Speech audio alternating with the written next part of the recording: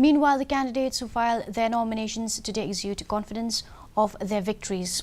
After filing nominations, A.L. Haq said that the CBI would inquire into all scams of the MDA government within the 6 months of the BJP forming the new government in Meghalaya after the polls. He also said that people were already projecting him as the Chief Minister candidate of the party. All been sent all the reports to the central leadership. Everything has been sent to the office of the Honorable Prime Minister of India, Shri Narendra Modi ji. AITC nominee Charles Pingrup sounded optimistic that the TMC, which is contesting polls for the first time in Meghalaya, would do well, and the party was banking on its 10 pledges to win support of voters. UDP candidate Jemino Mautho expressed confidence that the next Chief Minister will be from UDP.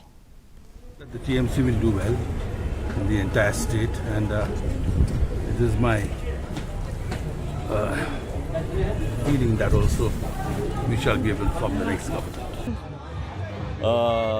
As a party also, we are quite upbeat now, and I am very certain that we are going to emerge victorious this time.